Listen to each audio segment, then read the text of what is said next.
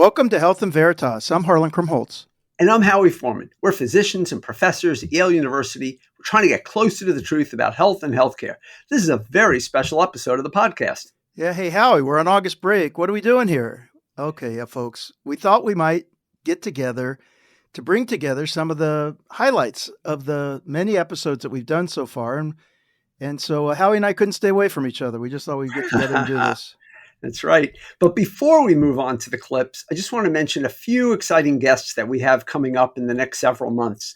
So first of all, Dr. Peter Hotez and his highly anticipated upcoming book, That Deadly Rise of Anti-Science. He'll be joining us on the podcast right around the time of the release of the book in September. Following that, Dr. Celine Gounder, an infectious disease expert who has faced her own anti-science attacks, even in the face of the loss of her beloved husband, Grant Wahl, last year. She'll be coming on the podcast to talk about her personal and career journey against anti-science. And then the provost of the University of Chicago and our Yale alum, Catherine Baker, will join us and help us better understand the obstacles to getting fuller and broader insurance coverage. Following that, we have two separate chairs of surgery, our current Yale colleague and chair, Dr. Nita Ahuja, and our former colleague and the chair at UCSF, Dr. Julie Sosa, will come and join us and talk about the future of surgery. And then we've all been very excited to welcome Professor Zach Cooper to talk about his incredible impact at translating his research into policy prescriptions, including those that have helped tackle surprise billing. Yeah, I'm really excited by all these people that we've lined up. It's going to be a terrific year. Our first clip here, though, talking about our highlights, is from our friend and colleague and just actual superstar right now in obesity medicine, Dr. Anya Jastreboff. This is from episode 50. Dr. Jastreboff is an associate professor and physician scientist specializing in obesity medicine, board certified in adult endocrinology and metabolism, pediatric endocrinology, and obesity medicine. As Harlan said, really just a rock star in this field, publishing some of the most important papers in the area of oral and injectable treatments of obesity. Her research focuses on using anti-obesity medication and neuroimaging to examine the neurobiology behind obesity. She has both an MD and a PhD, and she's been with us at Yale for over the last decade working in this space. Yeah, in this clip, I ask her about how one's body fat point gets deranged, sort of gets messed up. And what are we understanding that in obesity medicine today?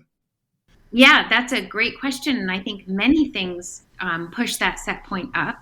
And maybe I should back up. So basically, our body has this interest in carrying the appropriate amount of fuel. And that appropriate amount of fuel is that appropriate amount of fat mass. And that means that having too much of it means we can't carry out our daily activities, just as having too little of it, we can't carry out our daily activities. And so it sets this defended fat mass set point, as it does with many other things in our body: electrolyte, water balance, temperature, all these other things. And it does this with fat mass. So now superimpose on this the obesogenic environment, and not just highly palatable food that's readily available 24 hours a day, but also stress, lack of sleep, circadian rhythm disruption, all these different things. Unhealthy muscle, because we don't have to move to catch our dinner. We can pick up the phone and call Uber Eats. So there are all these different things that are in the obesogenic environment. And so on a population level, our defended fat mass set point has been pushed up. So let's say somebody, 100 years ago, their body mass index would have been, let's say, 25. Maybe now their body mass index would be 30. So on a population level, this has been pushed up because of the obesogenic environment. And most people tend to gain weight over time. They gain maybe small amounts every year, but over time they tend to gain weight. And so obesity results from an inappropriate regulation of that body fat mass, or a dysregulation of that body fat mass. And so obesity treatment requires re-regulation of that physiology. That's from episode 50 with Dr. Anya Jastreboff. Yeah, our next clip comes from episode 80, where we interviewed Josh Gabal, a Yale SOM graduate who serves as managing director of Yale Ventures. That's Yale's initiative overseeing the translation of research into new companies. It was just terrific to talk to Josh. I got a great response. He really did. I mean, prior to joining Yale Ventures in 2022, he served as chief operating officer from 2020 and was also the commissioner of the Department of Administrative Services from 2019 for the state of Connecticut. He led our COVID response, was responsible for 25 state agencies, 30,000 employees, and really did a fantastic job for Governor Ned Lamont. Yeah, I had a chance to work with Josh in this capacity. I was part of this Reopening Connecticut committee, and for a long time, we were really almost daily in contact, the committee with the state government, and with Josh really sort of playing a key role. I got a chance to see him really at his best, helping to choreograph what was, I think, a magnificent response in Connecticut, and the mortality statistics really bear that out. But, interestingly, prior to that public service, I hadn't realized at the time, but he worked for IBM and served as CEO of Core Informatics, which provided data management services to pharmaceutical and other scientific industries before it was acquired by Thermo Fisher. Yeah, he's a remarkably talented guy. In this clip, we asked Jabal how he measures the success of his new program at Yale on innovators, as well as on the broader community. Yaleys will know we have this saying, for God, for country, and for Yale. It's usually on banners that go on people's dorm room walls and stuff. It's the last line in the fight song, I think. But it's really about that. I'll go in reverse order. So for Yale, the impact is really when we do a good job, we make Yale an incredible place that faculty want to come and they want to stay because they know they're going to be supported if they want to innovate. They want to see their research translated for the benefit of society. And same for students, right? So increasingly students want to go to a place that will support innovation, entrepreneurship. So, it's a very important, service to Yale as a university. For country, maybe it's a little less for country, maybe more for the state of Connecticut. There's a really important economic development aspect to this. As we spin out companies, those companies increasingly, are based here in New Haven. They grow, they create jobs, they import capital from all around the world that gets reinvested back out into the community. It fuels real estate development and, just generally helps support the local ecosystem. So there's huge benefits there.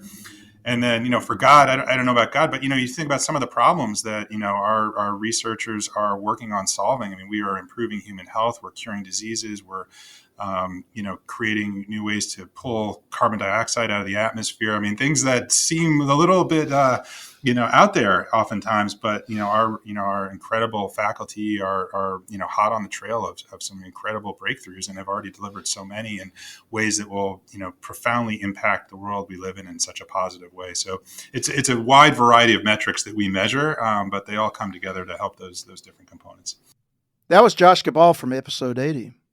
Our next clip is episode 69 with Anna Kaltenbeck. Anna is a health economist, a graduate of our own SOM EMBA program, and also served as senior advisor to the Senate Finance Committee during the development of the drug pricing reforms of the Inflation Reduction Act. Here we asked her what it was like to negotiate the IRA, especially given the lack of bipartisan support. That's a great question. So yeah, it was not a bipartisan process. And that definitely created some limiters because both the House and the Senate were in very, very slim margins. So it did mean that there were some elements of this bill that got scaled back relative to where it might have been if it had been the Build Back Better construct that we saw a year before that, which was really, much broader negotiating authority, at least initially as it was envisioned through the House, which then got scaled back to mostly older drugs and a lot fewer drugs. What carried the day, especially for the negotiation provision, which is, I think, where the greatest amount of daylight was between Republicans and Democrats here, was that it was incontrovertible that a small number of drugs were disproportionately responsible for spending in Medicare Part D, that it was the same number of drugs, or that was the same drugs that had been on the market for a really long time. They weren't necessarily, they weren't changing the therapeutic standard of care or anything like that. They'd been there for a long time. The manufacturers who are making aren't necessarily putting that money that they're making from these products into developing great new products that might address additional problems. And meanwhile, you see these patients who are vulnerable and have bought into a program that honestly was meant to protect them from this, now really getting damaged. And that, I think, was really what carried the day. It was a very cleanly definable target, and people were able to identify with the folks who were getting harmed by it. And I think that's how that evolved. That was Anna Keltenbeck from episode 69. Our next clip comes from the very early days. It's from episode 19 with Dr. Akiko Iwasaki. I've had the pleasure and honor to work really closely with her. She is amazing and was really extraordinary in this early part of our experience with the podcast, and attracted such a big audience to this podcast, the one that we did with her. Dr. Iwasaki is Sterling Professor of Immunobiology, a professor of molecular and cellular and developmental biology at Yale, and a Howard Hughes Medical Institute investigator. Her lab has always focused on immune systems and how they defend against viruses, but since the pandemic began, she has become a trusted COVID-19 expert. Howie, on Twitter, or now X, she has more than 250,000 followers and is really the kind of person that people look to all around the globe for information about the pandemic and immunology in general, and is such a champion of women in science. She's really an inspiring figure. Our conversation here primarily focused on the root causes of long COVID, an area that we've been working on together. And in this clip, we learned how her mother inspired her to be an advocate for women and minorities in science and academia. So this clip was really not so much about particular scientific advances, but more about her own personal influences. And it was really great that she was willing to be so forthcoming about this. So my mother had both my parents had a very large influence on my life. And my mother worked for a large sort of media company in Japan. She worked there, since before she got married. And usually at that time in Japan, as a woman who gets married, you're sort of expected to leave the company. She didn't do that. And she had her first pregnancy with me. And she was kind of pressured to, leave the company now that she's pregnant. But she didn't leave. And the second pregnancy, again, she got a lot of pressure to leave, but she didn't. And third pregnancy, she again stuck with the company. And she suffered a lot of, harassment and jeering and, daily kind of abuse at the company. And yet she persevered. And because of that experience, she had gathered other women around her and other men who were supportive of women who are pregnant or who have children to stay in the workforce and to create an environment that other women don't have to suffer the same consequences. And so she enabled certain regulations to be in place in that company so that other women can succeed and stay in the workforce without such harassment that she suffered. And so that's sort of the origin of why I became an advocate of women in science and underrepresented minorities who are also mistreated in academia. That was from episode 19 with Akiko Iwasaki. Our next clip comes from episode 62 with Dr. F. Perry Wilson, who's a Yale nephrologist, epidemiologist, associate professor, and a good friend of ours who happened to be coming out with a book at the time. And we were really excited to have him on. The book is called How Medicine Works and When It Doesn't, Learning Who to Trust to Get and Stay Healthy. In this clip, we talked about 2 examples of research fraud from his book. These 2 cases of fraud, I think, are both telling. One is a fascinating case of how the media can go awry. This was a study that purported to randomize women undergoing in vitro fertilization to either usual care or, unbeknownst to them, a group of people would be praying for their pregnancy to be successful. So a study of a randomized trial of prayer, and they found about a doubling of the pregnancy rate, successful pregnancy rate, from 25% to 50% in the prayer group. The lead author was the chair of OB-GYN at Columbia Medical, which was my alma mater. The study was published in the science sections of the New York Times. Well, it's published in the Journal of Reproductive Medicine, but it was reported on in the science section of the New York Times. This is, a big deal.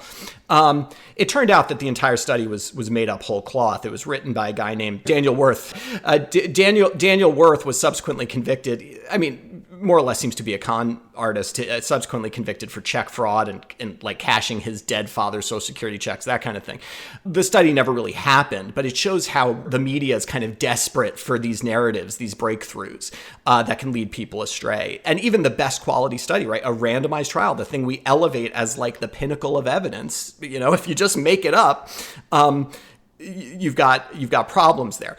The other one, though, that didn't do too much damage, I don't think. But the one that really did, of course, was Andrew Wakefield's study on the MMR vaccine. And this is the study that purported to show in 12 kids, I believe, who had received the MMR vaccine that within 2 weeks, they developed this regressive form of autism. The ones who could talk stopped being able to talk. The ones who could walk stopped being able to walk. It got worse and worse. It's published in The Lancet, one of the premier medical journals in the world. And Wakefield had a press conference even before it was published saying, the MMR vaccine needs to be taken off the market. It subsequently came to light that Wakefield had a financial interest undisclosed in this article, which was that he was starting a company. It was founded for the purpose of litigating vaccine harms. The idea, I think, would be that, you patent a blood test that you could use on your kid to show somehow that the vaccine had caused their autism. And there's messaging of him to a friend saying he thinks this is a multi-million-dollar company. But of course, it depends on that link actually existing in the first place. Some subsequent sleuthing from a reporter named Andrew Leaf, I believe, investigated the medical records of these kids, showing that, in fact, none of them had regressive autism. And I believe only 1 or 2 developed any symptoms after the MMR vaccine. What's worse, it wasn't a random sample of kids. It was kids who were recruited from a network of parents who had thought that the vaccines harmed their children. So they had sort of selected a group that already had a pre-existing belief that there was a problem here. The study was subsequently retracted by The Lancet, but not for 10 years after its initial publication. And it really is the birth of the modern anti-vax movement. And so this type of thing can do a lot of harm. That was Dr. F. Perry Wilson from episode 62. Our next clip is from episode 67 with Professor Jeffrey Sonnenfeld. Oh my gosh, we were so lucky to get Jeff on. He's been so busy on so many different fronts. I mean, particularly on the world stage, the work he's been doing with Ukraine, the work that he's been doing, sort of bringing light to sort of corporate engagement around the issues with Russia and in a wide range of areas. He's as many people know, the Associate Dean for Leadership Studies and the Lester Crown Professor in the Practice of Management at the Yale School of Management. And previously had been the Dean at Emory. And it's just got a whole list of accolades and accomplishments in books that he's written, The Hero's Farewell, for example, and Firing Back. In 2018, he was awarded Ellis Island Award. Business Week named him among the top 10 business school professors influencing contemporary business thinking. Directorship Magazine named him among the 100 most influential players in corporate governance. And he just received an additional major award from the Academy of Management. He is just a huge academic thought leader and the CEO whisperer. Yeah, it seems like he's on TV almost every week. We were lucky that he fit us in.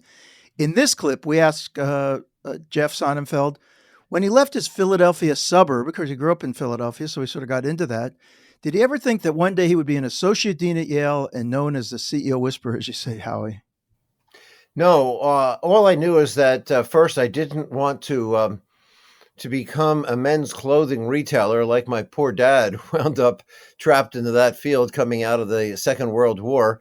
But I did think that I would be dressed in white like you guys. Actually was a closet pre-med at Harvard as an undergraduate, and working as a volunteer in Mass General Hospital, I realized that I didn't have the passion that you guys have and the patience to work as you did. I loved, of course, the interaction with people in distress and being able to help. However, I loved the dynamics of the larger hospital and the way the systems worked. And Mass General was a very happy place. My parents had been very ill when I was young. Many times I had them both in the hospital at the same time, and was being colorblind. I was running that family clothing business while still in high school periodically. And the Philadelphia hospital system at that time was not a pleasant system to be in. Massachusetts, it was especially Mass General, was so different with the entrepreneurial sense of different units, the sense of pride in the enterprise. I thought this is remarkable. This is how healthcare could be. But I realized this is how organizations could be. So I wound up morphing to my parents' shock and distress into taking a look at management and organizations instead of taking a look at becoming a pre-med. That was from episode 67 with Professor and Dean Jeffrey Sonnenfeld.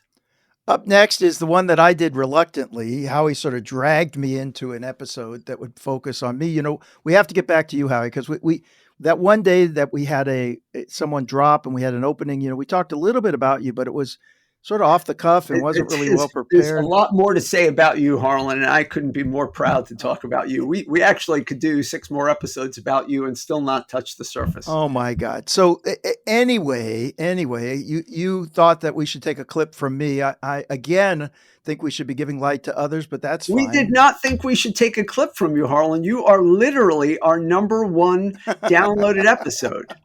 Anyway, okay, here we go. Here was, I think, a point where you asked me about a paper I collaborated on with the Surgeon General, who also eventually joined us on the podcast, and Carrie Gross, a terrific faculty member and friend. And this was a paper that had been cited almost 2,000 times. And you asked me about this paper. So here's the clip. Well, you know, thanks to Vivek and Carrie, you know, that's a terrific paper. It was part of a theme of papers that was sort of looking at representation within some of the clinical research that we were doing. And you know, there's that paper, but there's actually a body of work. I mean, there are a couple things. One is, you know, I mean, if I have a superpower, I think it's like I have lots of ideas. If I have another superpower, it's like I'm lucky to be working with really great people. And I know that's not a superpower as much as it is just good fortune, but that, you know, really talented, amazing people around me. In this case, you know, these guys really powered this paper, but it was part of maybe like, I don't know, like 10 or 20 papers we'd written, which really characterized this sort of inherent bias in our system to exclude women or minoritized populations. I mean, that too often our research had been focused on white males, and that, you know, we really needed to be attentive to the strategies that we were using that were recruiting people into these studies. And that's highly cited. But like I said, there's also a big body of work that I'm really proud of that I think began a conversation nationally with others about how, now we're still not there. By the way, we're not done with this, but it's still like a pathway. But you were early on.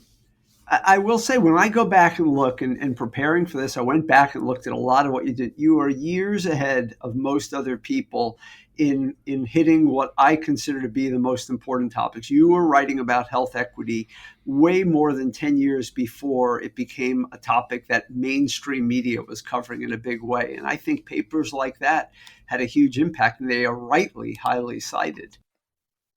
That was episode 72 with our own Harlan Krumholtz. Our next clip comes from episode 77, Megan Rainey.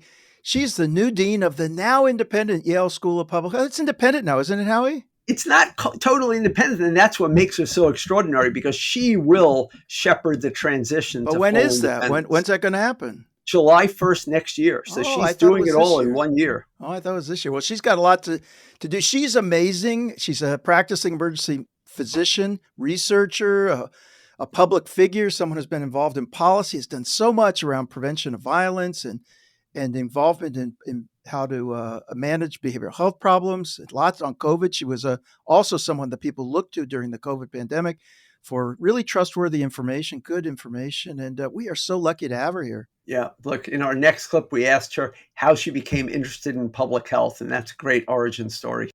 So my transition into public health, I often say that I was doing public health before I knew what public health was. Really, if I go back to middle school and high school, I was already working on public health issues around substance use disorder, improving food access for low-income elderly, and around violence prevention. And then I took a long and circuitous route through Harvard, through Peace Corps, into medical school, considered a degree in public health during medical school, which was when I was really exposed to the idea of an MPH at Columbia, but honestly couldn't take on more debt at that point. And so decided not to get a master's, went and did residency. And one of the reasons that I chose to do a fellowship in injury prevention was, of course, that global background and that longstanding work that I had done around the areas of violence prevention, but also it gave me a master's for free. And so that's how I managed to eventually get my MPH. I always feel like that was the icing on the cake for what had been a long movement into this field. I think of public health as being part of the underpinning of emergency medicine, my clinical specialty. We're the safety net in the American healthcare system, and I often talk about us as also being the canary in the coal mine for public health problems in the United States. We saw opioid overdose deaths earlier than they were noted in the media. We certainly saw upticks in gun violence and noted how firearm injury was a public health problem before others were yet talking about it. And similarly, we see the challenges that undomiciled people have with accessing good health care, the challenges with mental health care, particularly for young people that predated the pandemic, and so on. So that ethos or kind of disciplinary approach has suffused my work since long before I got a master's. And then the master's in public health has informed everything that I've done since. That was Megan Rainey from episode 77. Up next, we spoke to Dr. Michael Alasko on episode 75. He's the co-director of Boston University's Chronic Traumatic Encephalopathy Center to discuss the consequences of years of hits to the head for football players and other athletes. He's an associate professor of neurology at Boston University School of Medicine, and he's the principal investigator of multiple NIH-funded grants. His research focuses on the relationship between repetitive head impact and traumatic brain injury with later life cognitive decline and neurodegenerative diseases. While the focus is typically on college or professional athletes, we asked Dr. Alasko how repetitive head injuries impact kids. And I know a lot of parents gave us feedback on this, how much they appreciate sort of hearing about this. It's a great clip. We talk about professional football as people who play in the NFL, but we see it at the amateur levels. And, there's only a very small portion of the population who goes on to these elite levels. Right. We really need to focus on college and high school because that's what worries me the most. That's what worries me the most. And we have kids that are having multiple impacts for 3, 4, 5 years or longer. And we're not treating them the same way. They don't have agents. They don't have somebody pulling them out every time they have a concussion as much. And are you looking at I know you've done at least one large paper that's been extremely well cited, but what is the evidence that we have on sort of the high school and younger population right now? So I would say that the risk for CT, we so far based on our data, seems to kind of really increase once you play, 5 or more years. So people who are playing just high school or below, their risk is probably low. But that said, in that large study you're referring to, a high percentage of people who played at college level had evidence of this progressive brain disease, and millions play at the college level. So that's concerning. That was Dr. Michael Alasko on episode 75. Our last clip was one that was really popular. It's from episode 64 with Gil Addo. Addo is the CEO and co-founder of Rubicon MD, which is aiming to expand access to specialty care by providing virtual consultations to primary care physicians. Of course, this really became very important during COVID as telehealth sort of really took off. He co-founded it in 2013, has been at it for a while. It serves over 8,000 primary care clinicians. And the Huffington Post named Rubicon one of the 5 companies defining the future of healthcare. It was just, he's so engaging. He's done so well. It was really a great episode. And I think I know why it was so popular. He helped bring a lot of insight to this. He's an inspiring guy. The following clip is taken from a moment when we asked him about the role that his grandmother played in how he built Rubicon MD. My grandmother on my mother's side, and my family from mother's side is from Barbados. My grandmother was there and she developed a brain tumor.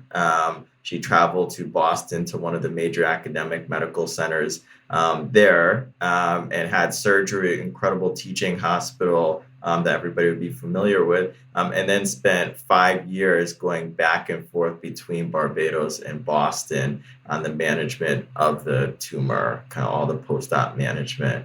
That's 5 years, going through, my childhood. That's a pretty impactful experience to have her, coming, leaving, family coming together. I know folks have all had, loved ones go sick. And that stuff brings people together, and it at a young age, it can have quite an impact.